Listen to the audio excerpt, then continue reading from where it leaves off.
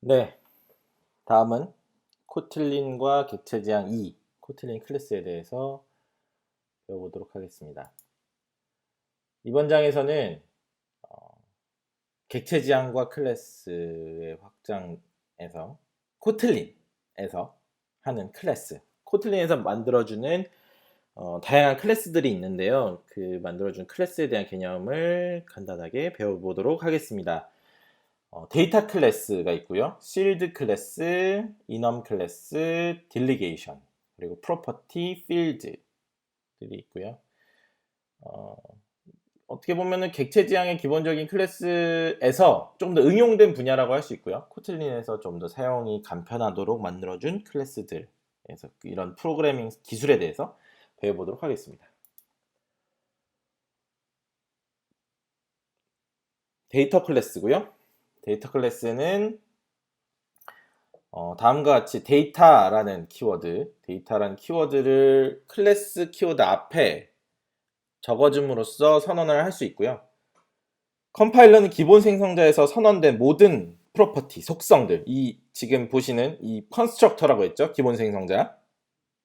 여기 보시면 유저의 name 그리고 age, 이름과 나이를 지정받았잖아요. 이 클래스, 이 유저 클래스의 경우는 이게 데이터 클래스고, 이 모든 속성, 이름과 age, 나이에 대한 모든 속성들이 다음 멤버, 이 두 가지의 프로퍼티에서 다음 멤버, equal, 그리고 해시코드, toString 하면, toString은 지금 보시는 것처럼 이 클래스의 이름과 프로퍼티와 그 값들을 각각 들어있는 이 문자열을 만들어주는 거고요. 자바에서는 이런 것들을 일일이 toString을 오버라이드해서 본인이 직접 만들어줘야 되는 경우가 많았는데, 코틀린 데이터 클래스는 각 프로퍼티들의 모든 값들을 알고 이것들을 자동으로 이렇게 만들어주기 때문에, 모든 속성값의 멤버들을 만들어주기 때문에 이 toString 하면 이 값들이 모두 자동으로 생성되고 그러니까 보이게 되는 겁니다. 문자열을 만들어주고. 네. 그리고 컴포넌트 n 여기서 대문자 n은 숫자를 의미하고요. 이제 서수죠. 첫 번째, 두 번째, 세 번째에서 두 개의 값이 있는 데이터 클래스에서는 컴포넌트 1, 컴포넌트 2, 컴포넌트가 되는 거고요. 세 개짜리 데이터 클래스는 컴포넌트 3 이라는 펑션을 기본적으로 만들어줍니다. 이 펑션이 되게 중요한데요. 뒤에 나오는 이제 튜플과 디스트럭처링이라고 하는 함수, 이 데이터 클래스를 변수들을 나눠주는 나눠서 지정받는 그런 함수들이 있는데, 거기서 이 컴포넌트 n이 역할을 해줍니다. 그리고 카피, 그래서 이 카피는 이 값을 복사하는 거죠. 그냥 주소를 전달하는 것이 아니라 이 데이터 클래스의 값을 복사하는, 이 속성을 카피하는, 값을 복사하는 이런 멤버 함수들을 자동으로 만들어줍니다. 데이터 클래스를 만들기 위한 요구사항인데요. 기본 생성자에는 하나 이상의 매개 변수가 있어야 됩니다. 이 얘기는 하나 이상의 파라미터, 값이 있어야죠. 데이터니까. 데이터의 프로퍼티가 필요한 거고, 아까 말씀드렸던 해시코드나 이런 투스트링을 만들어주기 위한 모든 일련의 과정들을 만들어주기 위해서는 파라미터가 하나 이상은 무조건 있어야 됩니다.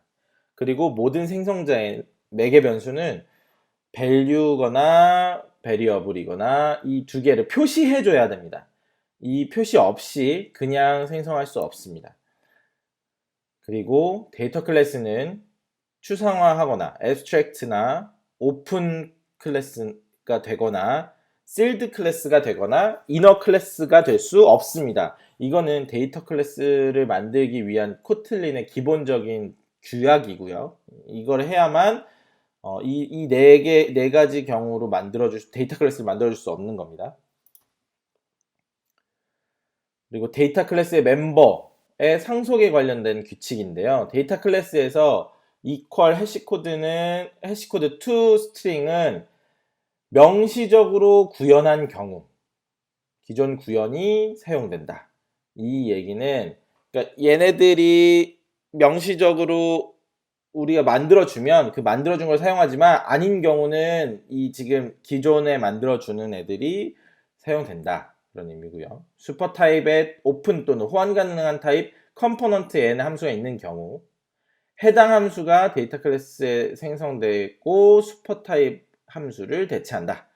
이거는 아까 말씀드린 컴포넌트 1, 2 그 매개변수 파라미터의 개수에 따라서 자동으로 생성된다고 말씀드렸는데 이 함수가 만약 이 함수를 내가 만들었다 그러면 슈퍼 타입의 함수를 대체하기 때문에 그러면 그 내가 만든 값이 나오게 되는 거죠.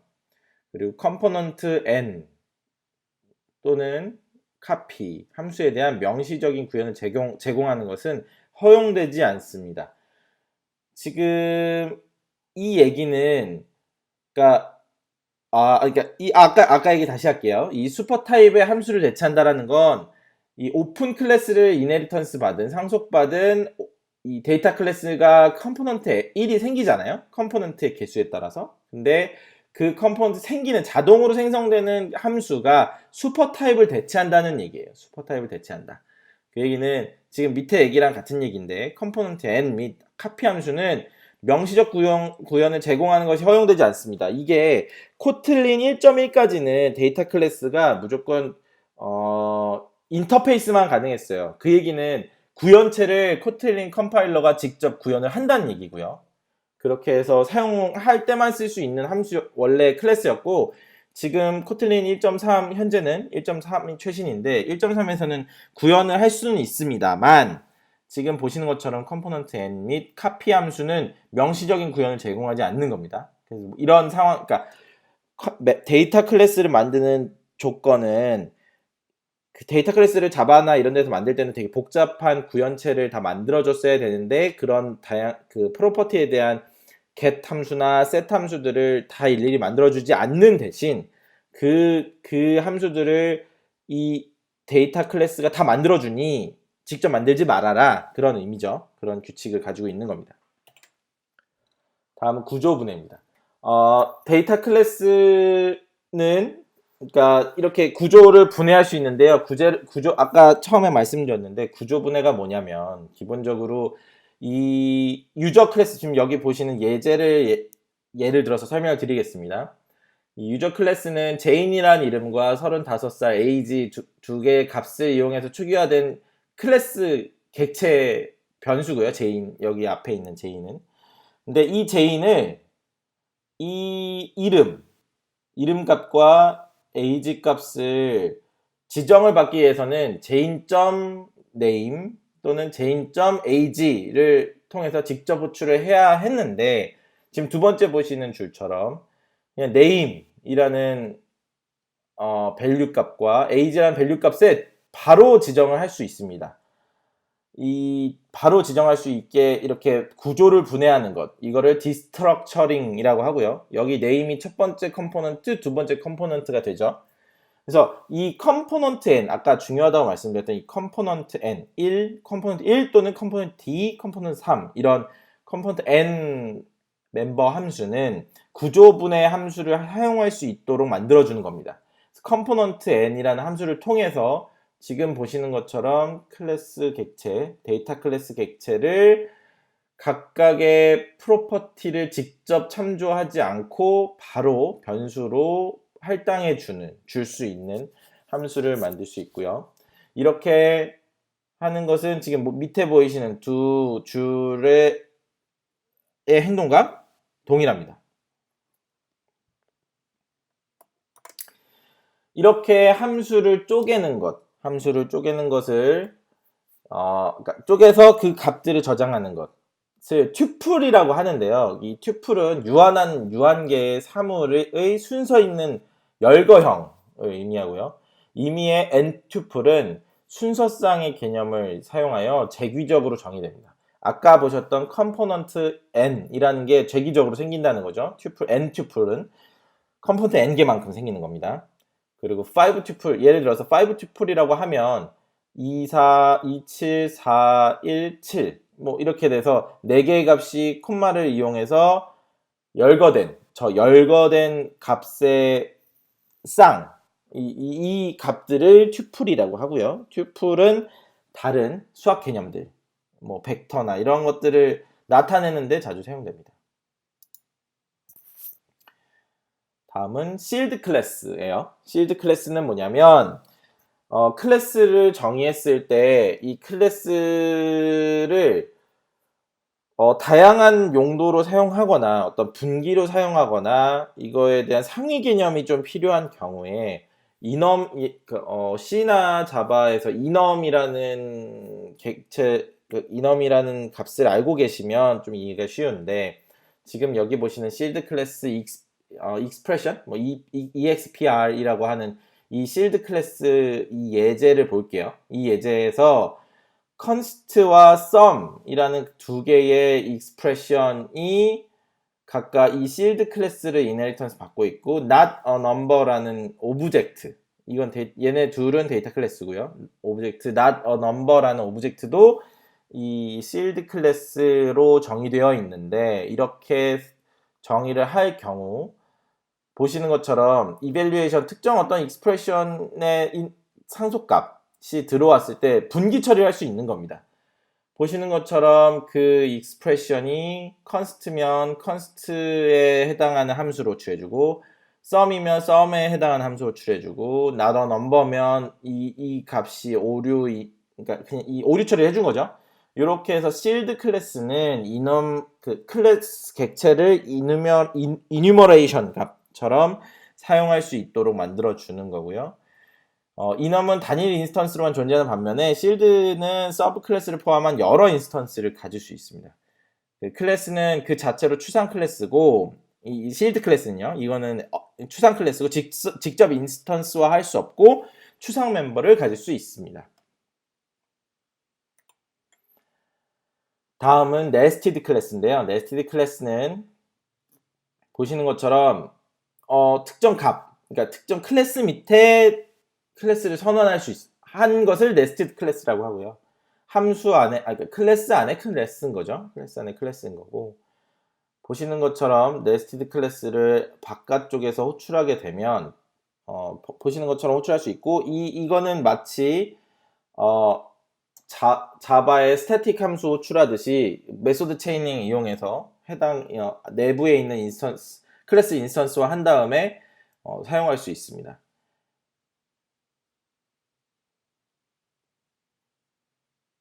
근데 뭐 반면에 이제 네스티드 클래스인데 이너 클래스로 선언한 경우, 지금 아래쪽을 보시면 네스티드 클래스의 이너 클래스를 만든 경우에 그 이너 클래스 full을 호출하더라도 이 값이 이 아우터의 값을 창조해서 들어가게 되는 거죠. 이 이너 클래스는 그 안에서 계산하는 용도로 활용되는 겁니다. 이전 시간에 배웠던 레이블 관련해서 이너 클래스와 레이블은 이너 클래스나 네스티드 클래스처럼 좀 복잡하게 클래스들의 중첩 관계가 있었을 때 레이블이 되게 유용하게 사용되는데요. 요 add 노테이션, 이메일 쓰듯이 이 add 노테이션을 통해서 this가 무엇인지를 지금 여기서 설명하고 있는데 굉장히 복잡한 예제죠. 여기를 자세히 읽어보시면 클래스 A는 이너 클래스 B를 갖고 있고요. 이 이너 클래스 B에는 이거는 이제 익스텐션 펑션이죠.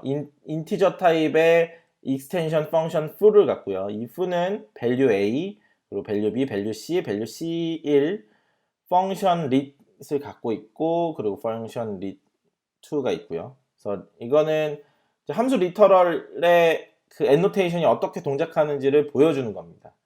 그래서 맨 처음 제일 최상위 클래스 A에 선언되어 있기 때문에 여기 this at A 하면 이 전체 클래스의 this, 이 객체의 인스턴스의 값이 이 A에 할당될 거고요. 이 B는 마찬가지로 at B로 할당하고, 이 C는 foo 자체, 그러니까 그러니까 지금 나랑 제일 가까운 중괄호에 있는 함수 블럭의 this를 갖게 됩니다.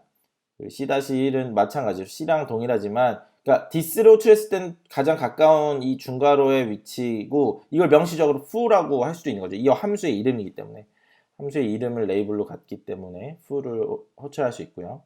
지금 여기 람다라는 람다를 명시적으로 람다라는 값으로 레이블링을 한 거죠.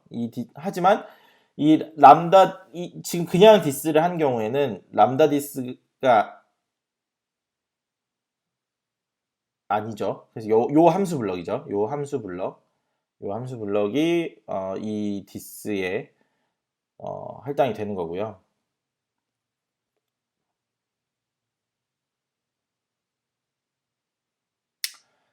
네.